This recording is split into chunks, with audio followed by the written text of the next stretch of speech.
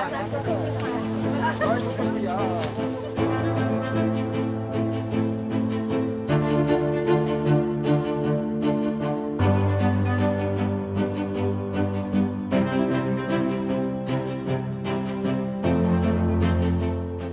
the evening of June 13th, 2022, a fisherman named Mul Thun sets a hook and line into the Mekong River off a small island called Koh Pria in northern Cambodia. He is 42 years old. He has fished this stretch of water his whole life. The river here is not what most people picture. It is not a wide brown lane of boats and floating markets. It is a maze. Deep channels running between sandbars and rock, some of the pools dropping 80, 90 meters straight down into the dark. Something takes the hook. It takes an hour to bring it to the surface. When it comes up, it is not a fish shaped like a fish. It is a disc, gray, flat, wider than a man is tall, with a tail trailing behind it into the water. It is a giant freshwater stingray, and it is enormous. Mul Thun does not sell it. This is the part of the story that matters. In a country where a fish that size is a month of income, he goes home, and in the morning, he calls a research team he knows is working upriver, installing acoustic receivers in the channel. They arrive that day. They bring 3 scales and lay them side by side on a tarp, because no single scale they own can hold her. 300 kilograms, just under 4 meters from snout to tail. She is the largest freshwater fish ever officially recorded on Earth. Larger than the record that had stood since 2005. Larger than anything scientists had confirmed from the Amazon, from the Congo, from the Yangtze. And she came out of a river that the world had already decided was dying. They named her Borami. In Khmer, it means full moon. They fitted her with an acoustic tag, the first ever placed on a freshwater stingray. And on the 14th of June, in front of a crowd of villagers standing in the shallows, they let her go. She swam back down into the deep pools and vanished. The tag still sends back signals. She has barely moved. Whatever she needs, it is in that stretch of river, in water that no one has ever properly mapped. Which raises a question that the last 20 years of headlines have not prepared anyone to ask. If this river is finished, what is she still doing in it?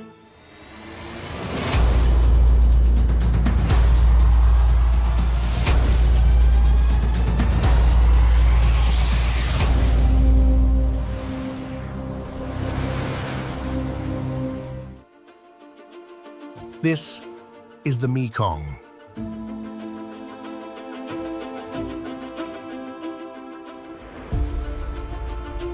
A little over 4,000 kilometers of water running from ice on the Tibetan plateau to a delta on the South China Sea. It drains 795,000 square kilometers, an area larger than Texas. It carries more kinds of fish than any river on the planet except the Amazon and the Congo. It feeds around 65 million people directly and tens of millions more through the rice and the fish that leave its floodplains every year. And it belongs to 6 countries: China, Myanmar, Thailand, Laos, Cambodia, Vietnam.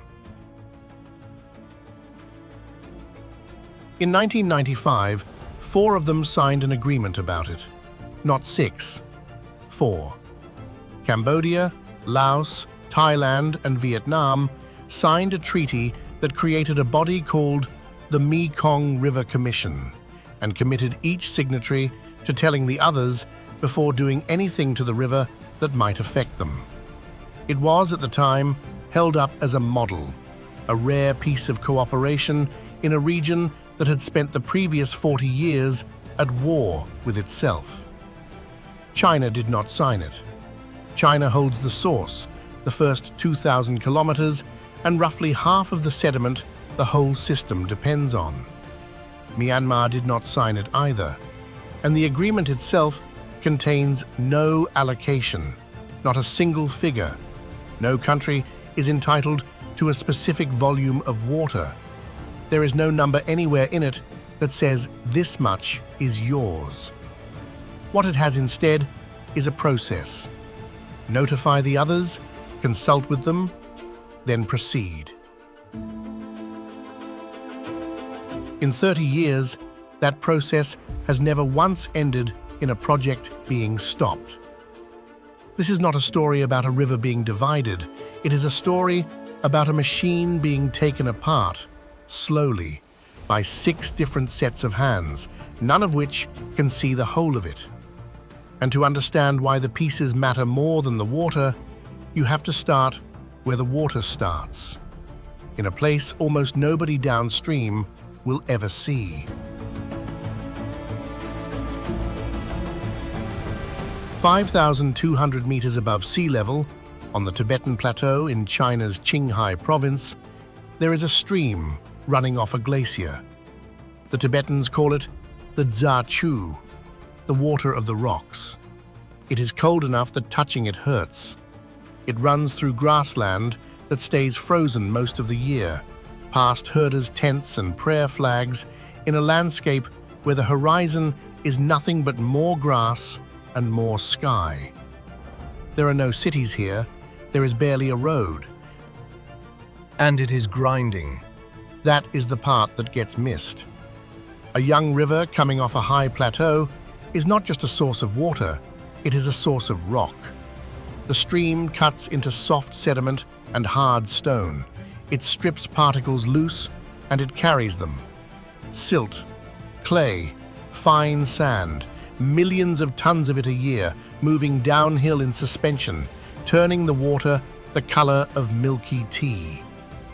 Roughly half of all the sediment that the Mekong ever carries comes from this upper section, from Tibet and Yunnan, from a stretch of river that a rice farmer in the Vietnamese Delta, 3,500 kilometers downstream, has never seen and will never see. But that farmer's land is made of it. Every field in the Delta, every canal bank, every centimeter of soil under 18 million people arrived there as a particle suspended in water that started on a plateau in Tibet. The Mekong does not just deliver water south, it delivers ground. Remember that. It is going to matter more than anything else in this story. Below the plateau, the river changes its name and its character at the same time. In China, it is the Langkang, the turbulent river, and it earns the name. For nearly 2,000 kilometers, it runs south through Yunnan in a trench, sometimes 2,000 meters deep, walls of rock closing in on both sides. In one stretch of northern Yunnan, 3 of the great rivers of Asia run side by side within 70 kilometers of each other in parallel gorges separated by mountain ridges. The Mekong, the Salween, the Yangtze. They will end up thousands of kilometers apart. The Yangtze empties near Shanghai, the Salween into the Andaman Sea, the Mekong into the South China Sea off southern Vietnam. 3 rivers that spend a few hundred kilometers as neighbors, then spend the rest of their lives walking away from each other. A gorge like that is not much use for farming. It is not much use for boats. But it is the single most useful shape on Earth for one specific purpose. It is the middle of the 1990s. Engineers closed the last section of a wall across the Langkang and a place called Man Wan. The river backs up behind it. A reservoir forms in the gorge, long and narrow, drowning the rapids. Turbines spin. Power flows into the Chinese grid. It is the first dam ever built across the mainstream of the Mekong. Nothing had ever spanned this river before. Not in 4,000 kilometers, not in the whole of recorded history. Today, there are 11 of them on the Chinese section, holding a combined storage of more than 47 cubic kilometers of water, enough to meaningfully change the level of the river 1,000 kilometers downstream, in a country China has no treaty with, by opening or closing a gate. And here is the mechanism that gets buried under the arguments. A dam does not only hold back water, it holds back weight. When a river slows down, it drops what it is carrying. Sediment settles out into the reservoir and stays there. The water that comes out the other side is clean and clear and light. It has been stripped. The Mekong River Commission has estimated that if every dam currently planned in the basin is completed, up to 97% of the sediment that once reached the river's mouth could be blocked before it gets there. The water arguments make the news. Volume is easy to photograph and easy to shout about. The sediment arguments almost never do.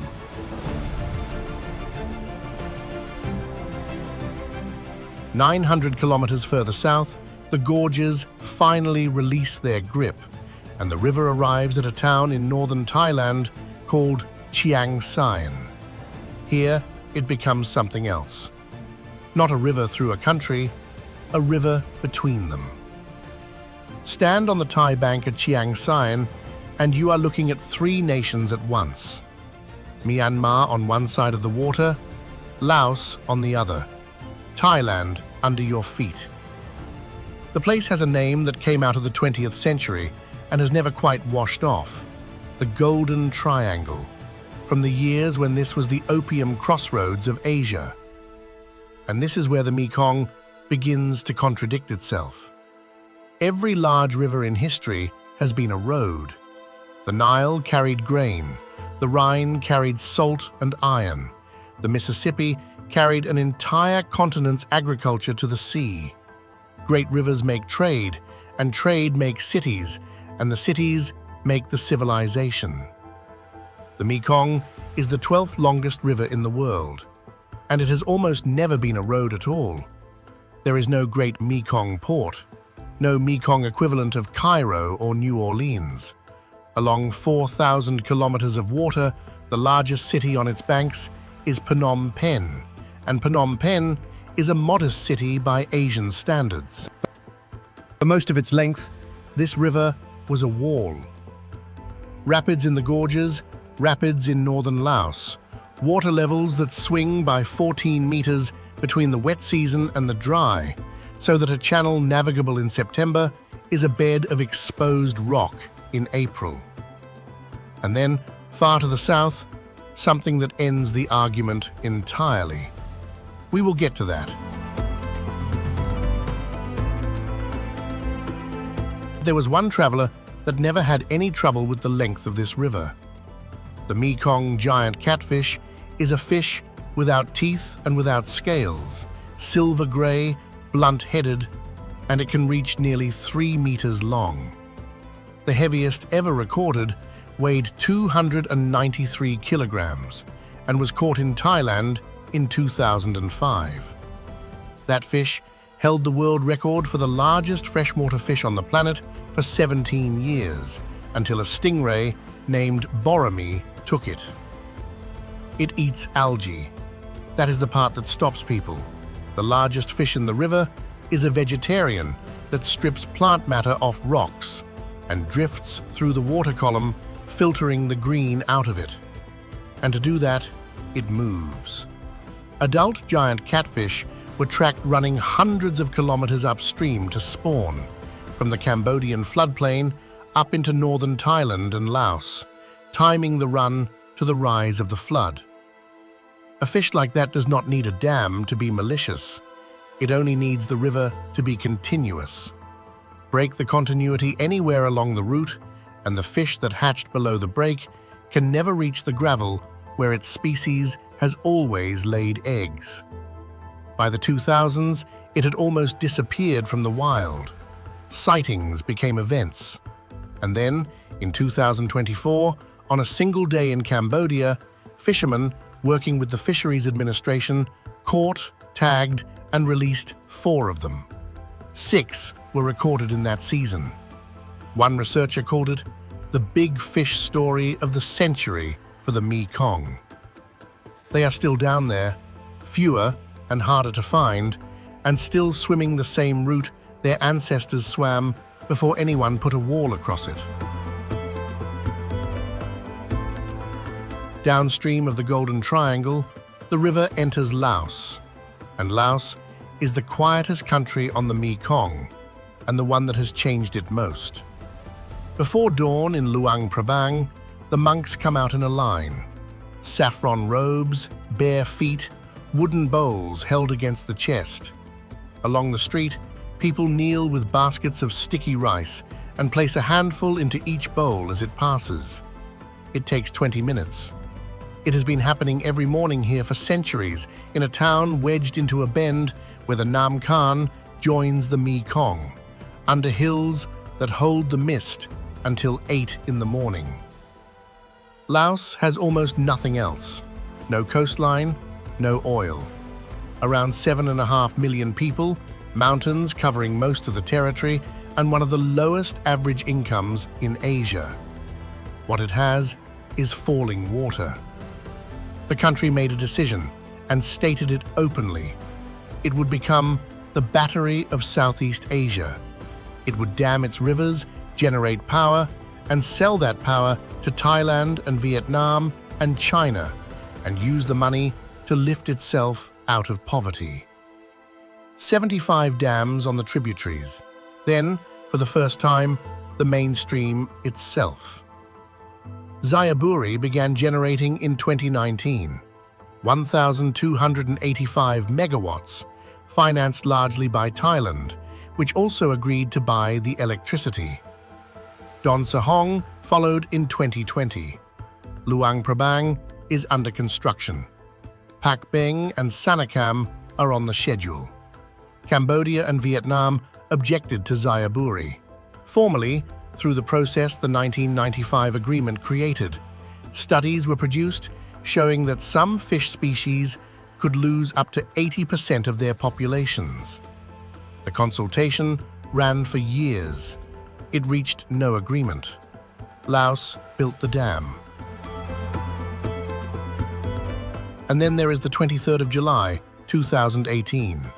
In Atapu province, in the southeast of the country, a saddle dam holding part of the reservoir for a hydropower project called Zepian Ze Nam Noi gives way during heavy rain. The water goes into the villages below it in the night. 71 people are confirmed dead. Thousands lose their homes, their livestock, and their land. Some of the survivors said the warning reached them about an hour before the water did. It was not on the Mekong itself. It was on a tributary in a valley most people outside Laos could not name. The power that dam was built to sell was, largely, for export. There is no comfortable way to place that alongside the argument about development, and it should not be made comfortable. A poor country trying to build itself an income, and 71 people who did not get an hour's more warning. Both of those things are true, and neither one cancels the other.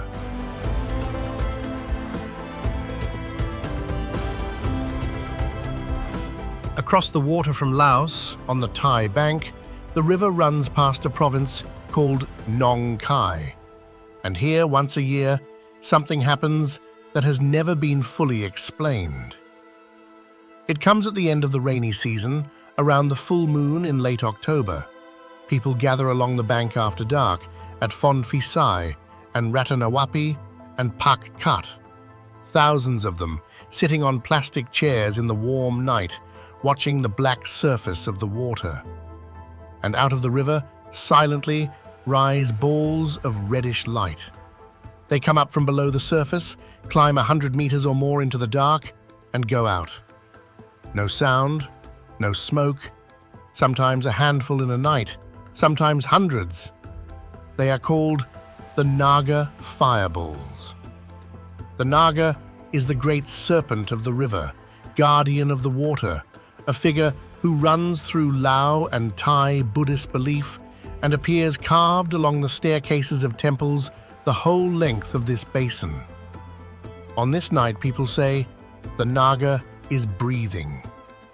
There have been scientific attempts at it, marsh gas released from the riverbed when the water level drops and the sediment warms, igniting at the surface. It is plausible.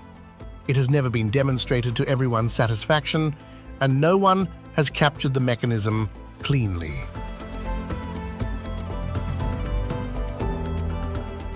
It would be easy to file this under folklore and move on.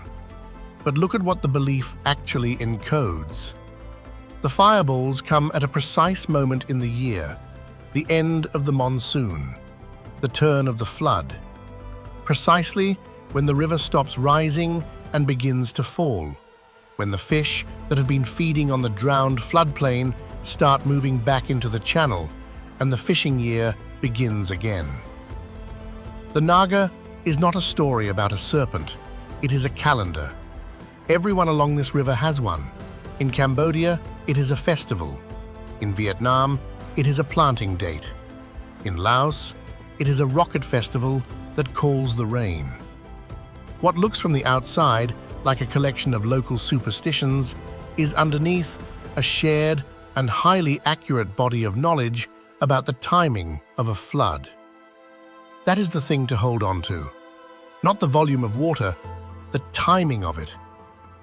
65 million people organized their entire year around a river that could be relied on to rise in May and fall in October, every year for as long as anyone had kept track. And in 2019, at Nong Khai and everywhere else, the river did something nobody had a story for. The rains failed. The level dropped to the lowest recorded in 100 years. In July, Thailand mobilized its military to deal with the drought in its northeastern provinces. Rocks and sandbars that had been underwater for as long as anyone could remember stood dry in the sun. Trucks drove out onto the riverbed to collect sand. And then, that November, the water changed color. From Chiang Rai down through Laos, the Mekong turned clear. A pale blue-green, still and glassy, the color of a mountain lake. Satellites picked it up. People posted photographs of it because it was, in the ordinary sense of the word, beautiful. It stayed that way for months. Remember that color. When we reach the mouth of this river, it is going to mean something very specific. At the southern end of Laos, near the Cambodian border, the Mekong does something no other river on Earth does at this scale. It stops being a river and becomes a country. The channel spreads out until it is nearly 14 kilometers wide, and then it shatters. Thousands of islands, sandbars, wooded outcrops, channels running between them in every direction. The Lao name for it is Siphan Don, 4,000 islands. In the dry season, there are more. In the flood, most of them are gone. And then the whole of it drops. These are the Cone Falls. Not a single curtain of water. A collapse spread across 10,783 meters of frontage, which makes it the widest waterfall in the world by a distance. The highest single drop is 21 meters. The rapids run for nearly 10 kilometers of the river's length. An average of 11,000 cubic meters of water goes over it every second. That is close to double Niagara. In the highest flow ever recorded, it was 49,000. The rock that causes it is basalt, laid down by volcanoes on the Balawan Plateau over the last 16 million years. Hard, dark, and resistant, sitting across the path of a river that has spent those same 16 million years failing to cut through it. The sound arrives before the water does. From a kilometre away, it is a low, continuous pressure in the chest. It is the 5th of June, 1866. Two French gunboats leave Saigon, carrying a crew of about 20 men. The expedition has a name, the Mekong Exploration Commission, and an objective that its members consider close to certain. France has taken Saigon and made Cambodia a protectorate. The British control the trade along the Chinese coast, and a young naval officer named Francis Garnier has convinced his superiors that there is a back door, a river that runs down out of southern China all the way to the sea in French hands. Open it to steam navigation, and the wealth of Yunnan comes down the Mekong to Saigon instead of down the Yangtze to the British. Command is given to Ernest Dudart de la Grey. Garnier is his second. They stop at Angkor on the way, and the artist with them, Louis Delaporte, makes drawings of the temples that will start a mania in Paris. Then they go north, past Phnom Penh, up through Kratie, and they meet the rapids at Sambor. The steamers cannot manage them. They transfer to canoes, and in September, they reach the Cone Falls. They spend a week there, not traveling, searching.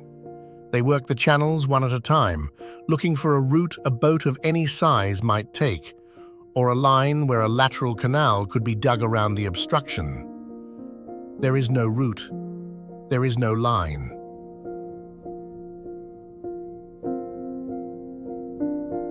It is the moment the entire premise of the expedition dies, and they are only 3 months into a journey that will last 2 years. They keep going anyway, because the geography still has to be mapped. Overland on elephants and ox carts, then back into the water. Fever takes hold north of Luang Prabang. In Yunnan, a rebellion blocks the road. On the 12th of March, 1868, Ernest Dudart de la Grey dies in southern China, still short of the source, and Francis Garnier takes the survivors home. They reach Saigon on the 29th of June, 1868, having covered close to 10,000 kilometers. The maps they brought back were the first accurate picture of the Mekong that Europe had ever seen. They were also, in the terms the expedition was launched on, a 2-year confirmation of failure. The river was not a road. It never had been. The French kept at it for another 30 years. In the end, they gave up on floating past the falls and built around them, laying a narrow-gauge railway across the islands of Don Get and Don Con, 7 kilometers of track and a steel bridge to carry cargo overland past the water and put it back in the river on the other side. It was the only railway line Laos ever had. It ran until the 1940s.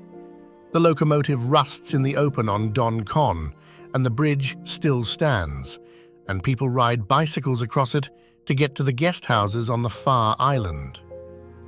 And in the channel beside those falls, the Don Sahong Dam began generating power in 2020.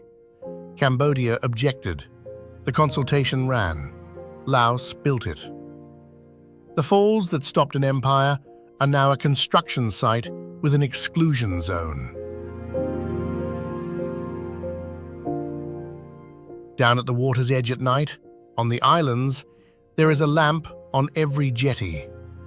The insects come to it, and among them, if the season is right, comes something the size of a thumb and shaped like a shield. Dark brown, flattened, with front legs folded like a mantis. The giant water bug. In Thailand, it is called Meng Da.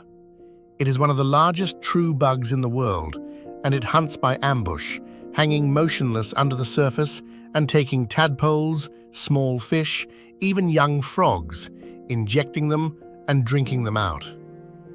The female lays her eggs above the waterline, on a reed stem, and then she leaves. It is the male that stays. He guards the eggs for a week or more, and every so often he climbs the stem and brings water up on his body to keep them from drying out in the heat. If he stops, they die. People collect them by hand at the lamps at night along the whole length of this river. They are pounded with chili and garlic and lime into a paste. The scent that the male carries is intensely aromatic, and to millions of people on this river, it is the smell of home cooking. A river this size is not only its giants. It is a food web with tens of thousands of moving parts, and most of them are small, and almost all of them are keyed to the same flood. Below the falls, the river enters Cambodia and immediately becomes strange again. Between the border and the town of Krachi, over a stretch of about 180 kilometers, the Mekong is not really a single channel. It is a chain of deep pools. Some of them go down 80 meters, a few reach 90. They sit at confluences and below rapids, scoured out over millions of years, and in the dry season, when the rest of the river has fallen away to shallows and sand, they hold. That is the answer to the question the stingray asked at the start. Boromir was not a miracle. She was a resident. When the river shrinks, everything large enough to need depth is forced into these pools and waits there for the flood to come back, sometimes for months, in cold, dark water that has never been properly surveyed. Giant catfish shelter here, giant soft-shelled turtles, migratory shoals staging before a run. It is the reason 4 megafish were caught and released in a single day within a few kilometers of each other, and the reason a fish that no scientist had confirmed alive since 2005 turned out to still be in the system. The deep pools are the river's memory. As long as they hold water in April, the Mekong can be emptied out and refilled every year without losing what lives in it. And there is one animal here that has nowhere else at all. The Irrawaddy dolphin has a rounded head with no beak at all, a small, blunt fin, and a face that reads, to almost everyone who sees it, as a smile. It is not a sea animal that wandered upriver. This population has been genetically isolated for a very long time, and it is one of only a handful of freshwater dolphin populations left anywhere in the world. They were once found from the Laos border all the way down through the Tonle Sap and into the delta in Vietnam. Fishermen along the whole river told stories about them, dolphins that drove fish into nets, dolphins that held drowning people up. Nobody killed them because you do not kill something that helps you. By 1997, there were around 200 left. By 2005, 127. By 2015, about 80. Their entire range had contracted to that 180-kilometer stretch of deep pools between Krachi and the falls. The cause was not hunting. It was gill nets. A dolphin that surfaces to breathe every 2 minutes and gets a nylon net across its jaw does not get a second chance. And it was newborn mortality running so high through the early 2000s that in one 5-year study, only 2 calves were known to survive their first months. What happened next is worth stating precisely, because vague optimism is worth nothing here and specifics are worth a great deal. In 2012, the stretch was designated a protection zone. 72 river guards were put on the water full-time, patrolling in shifts, pulling illegal nets and confiscating electric fishing gear. 9 calves were born in 2024, 8 more in 2025. In July of 2025, the Cambodian government issued the habitat itself a land title, formally making the dolphins' stretch of river state land held for them. On the 14th of February 2026, a calf was born in the Campi Deep Pool near Kratchi. A survey team photographed it 3 days later, swimming between the adults. That calf brought the counted population to 113. Not one dolphin death had been recorded since the start of the previous year. 113 animals is not a recovery. It is a population small enough to fit in a school hall. But the line stopped going down. That is not nothing. On this river, in this century, that is not nothing at all. And about 200 kilometers downstream of the dolphins, the Mekong does the thing it is most famous for, and the thing almost nobody outside Southeast Asia can quite believe. For half the year, one of its rivers runs backwards. In the middle of Cambodia sits the Tonle Sap, the largest freshwater lake in Southeast Asia. It is connected to the Mekong by a single short river, about 120 kilometers long, which meets the mainstream at Phnom Penh. In the dry season, the lake drains into the Mekong, and the Mekong carries the water to the sea. Normal, unremarkable. Every lake does this. Then the monsoon arrives, and the Mekong rises faster than the lake can fill. Around 80% of this river's annual flow comes down between May and October. The mainstream at Phnom Penh climbs until its surface is higher than the surface of the lake, and at a certain point in June, the pressure equalizes, reverses, and the Tonle Sap River turns around and starts running north. For the next 5 months, the Mekong flows into the lake instead of out of it. The Tonle Sap swells from about 2,500 square kilometers to 16,000. It rises by up to 9 meters. It floods out sideways across 100 kilometers of forest, drowning the trees to the height of their canopies, and it stays that way until the monsoon ends, and the whole thing drains back out. And that flooded forest is why this lake produces more fish per hectare than almost any body of fresh water on the planet. The mechanics are simple once you see them. Fish spawn in the mainstream.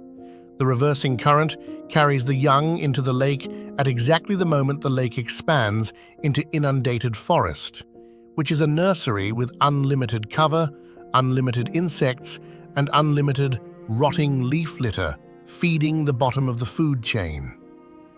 The fish grow through the wet season inside it. Then the water drops, the forest drains, and everything that grew in there is flushed back into the Mekong as adults in one enormous pulse, straight into the nets of people who have been waiting all year for that exact week. Cambodians take up to 70% of their protein from fresh water.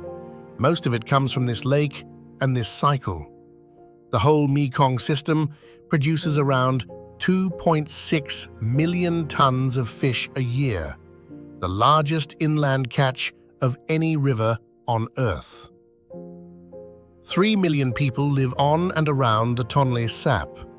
Many of them live directly on it, in villages built on floating pontoons or on stilts 9 meters tall, which look absurd in April and exactly right in September. Now the contradiction. The reverse flow is not driven by the volume of water in the Mekong. It is driven by the difference in height between two water surfaces. The mainstream has to get high enough, fast enough, to push back up the connecting river. And the mainstream is no longer getting as high. Between the 1960s and the 2010s, the average annual reverse flow into the lake fell from about 48.7 cubic kilometers to 31.7, a decline of 56.5%. The flood season now starts later and ends much earlier, by roughly a month at some gauges. Wet season water levels in the lake dropped by more than a meter, and the flooded area shrank by about a fifth. Everyone assumed it was the dams. It was partly the dams, But when researchers went looking properly, they found something else underneath it, and it was not upstream at all. The bed of the Mekong is falling. Between 1998 and 2018, the riverbed along the mainstream dropped by an average of just over 3 meters. Not the water level, the floor. 2 causes: dams upstream, trapping the sediment that used to replace what the river carries away, and sand mining, downstream, in Cambodia and Vietnam, where barges have been pulling construction sand out of the channel at a rate far faster than the river can resupply it, to build the apartment towers going up in Phnom Penh and Ho Chi Minh City. A river with a lower bed carries the same water at a lower surface height, and a lower surface never gets high enough to shove the Tonle Sap backwards with the force it used to. That riverbed lowering alone accounts for up to 47% of the lost reverse flow. Projections to 2038, if the sand extraction continues as it is, put the total decline of the reverse flow at around 69% against 1998, which means the lake that feeds Cambodia is being drained, not by a dam anyone can point out across a border, but by the sand under the boats of the country that depends on it. Where the Tonle Sap River meets the Mekong at Phnom Penh, the water divides into 4 arms, and the Khmer name for the junction says exactly that. Chaktamuk, 4 faces. And every year, on the full moon at the end of the rainy season, the country comes here to watch the river turn around. Bonham Tuk runs for 3 days. Longboats, some of them carrying more than 70 rowers, cut down the front of the city while 1 million people press against the quay.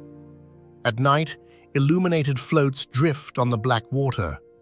The boats are carved from single trunks and repaired in the pagodas through the year, and the races are said to remember the Khmer naval victory under Jayavarman VII, more than 800 years ago, on this same water. It is a festival about a river reversing direction. There is no other festival like it anywhere. Now, a word about how this river is usually explained. The story that travels best is a simple one. China built dams. China closed the gates. The countries downstream went dry. It is a clean story, it has a villain, and it has the enormous advantage of being partly true. But look at what that story cannot hold. It cannot hold the fact That Laos, one of the poorest countries in Asia and a downstream victim in the same telling, has built more dams on the Mekong than anyone except China, and built them over the formal objections of its neighbors. It cannot hold the fact that Vietnam, the country with the most to lose at the bottom of the system, operates 81 dams of its own on tributaries. It cannot hold the sand. Nobody crosses a border to mine sand from the Cambodian riverbed. That is done at home, legally and illegally, by people building the cities their own economies demand. And it cannot hold the most uncomfortable arithmetic on this river, which is that a very poor country selling electricity to a richer neighbor is doing something entirely rational, and the fish do not care whether the reason was rational. 6 countries, 1 machine, and every single one of them can point at somebody upstream. Which brings the story to the last 400 kilometers, and the place where all of it arrives at once.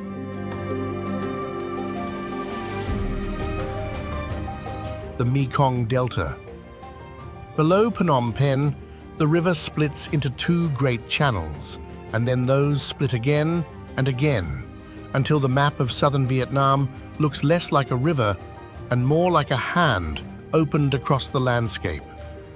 9 mouths in the traditional count, which is why the Vietnamese call it the River of 9 Dragons. There is almost no relief here, Most of the delta sits less than 2 meters above sea level. It is flat to the horizon in every direction, cut by canals, thick with rice, and it holds around 18 million people, one of the most densely farmed landscapes on the face of the planet.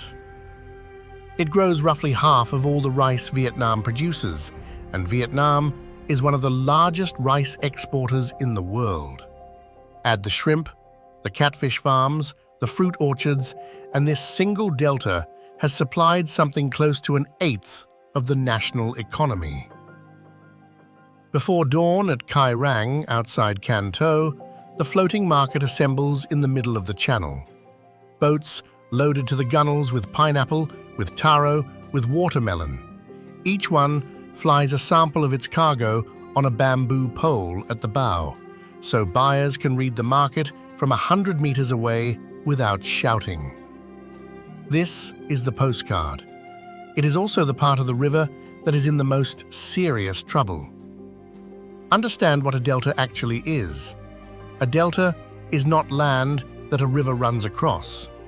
A delta is land that a river built. Every particle of it was carried down from somewhere upstream and dropped when the current slowed at the sea. This one was assembled over about 6,000 years, particle by particle, out of Tibet and Yunnan and the Laotian highlands. And the sea is always taking it back. Waves erode the coast. The weight of the sediment compacts the layers below it. Ground level naturally sinks. A delta only survives if the river keeps delivering new material at the same rate the sea removes the old. It is a balance. It has always been a balance.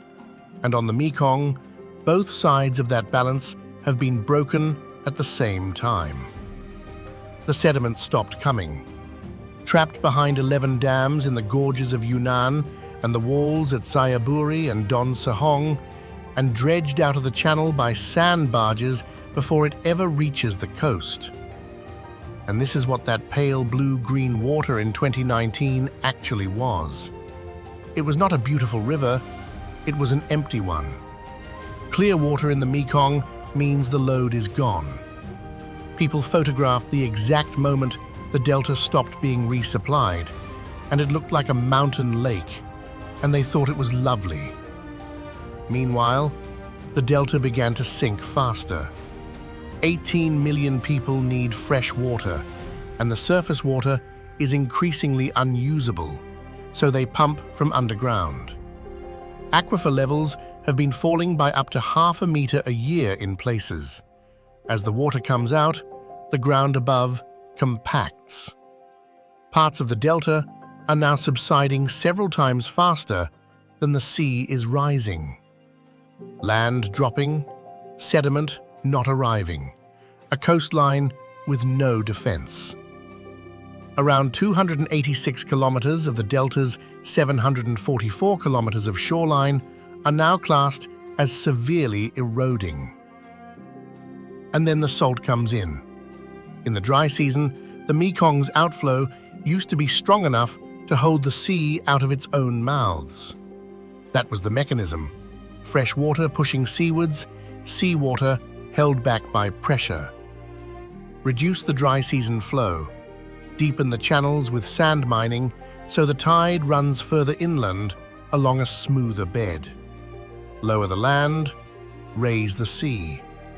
The salt goes up the river. In 2016, saline water pushed far enough inland to affect 160,000 hectares of rice and vegetables, and around 800,000 people lost their drinking water.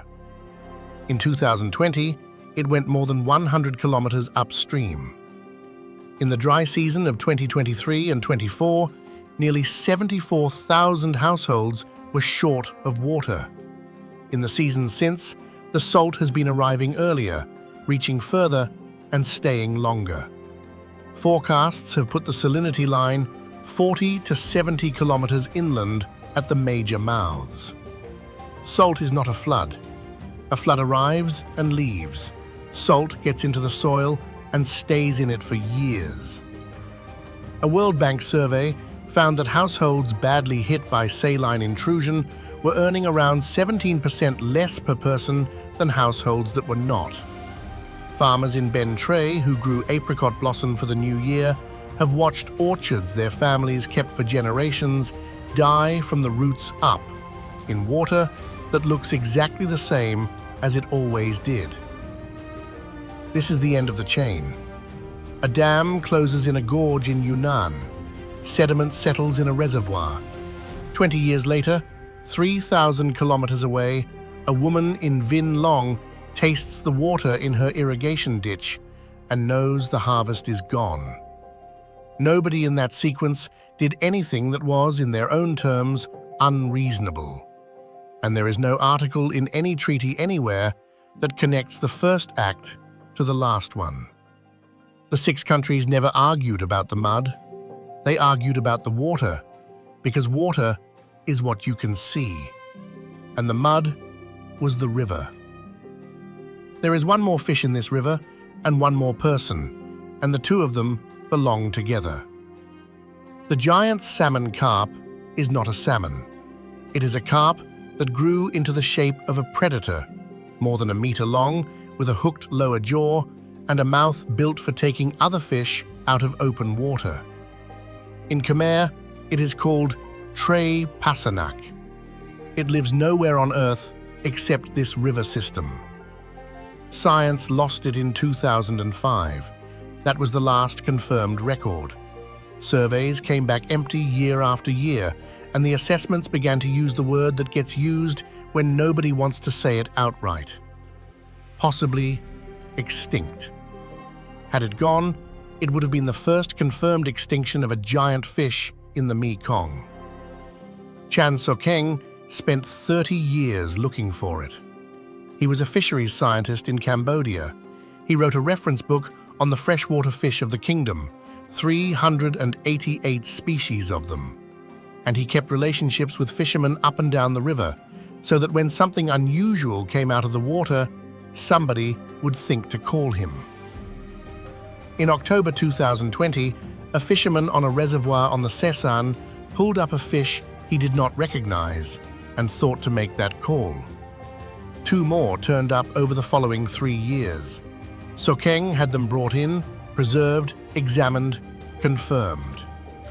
Genetic and morphological work on those 3 specimens was published, and the giant salmon carp came off the list of things that were probably gone.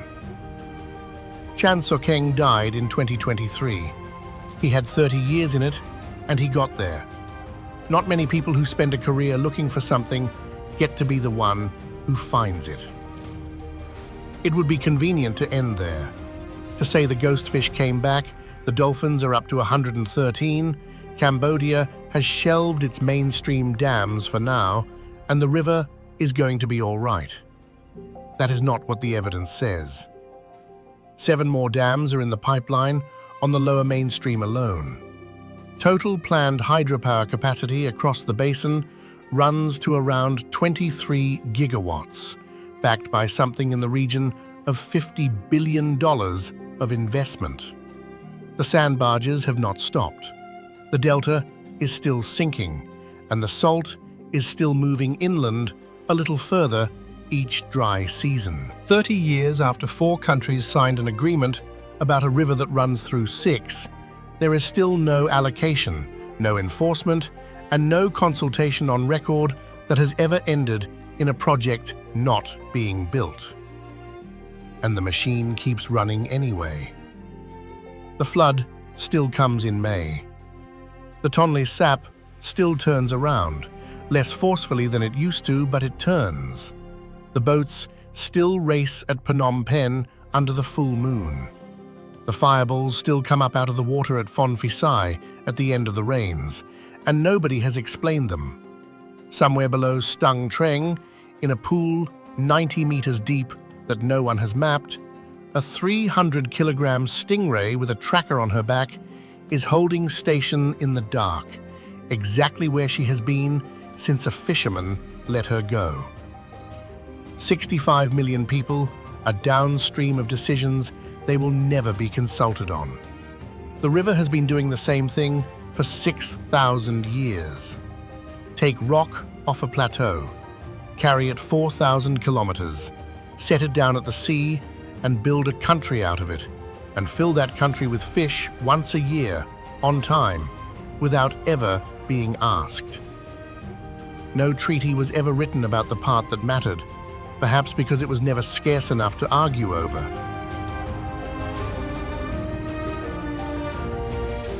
The water will keep arriving. It always does. The question nobody at the table has answered is what it will be carrying when it gets there. Thank you for watching.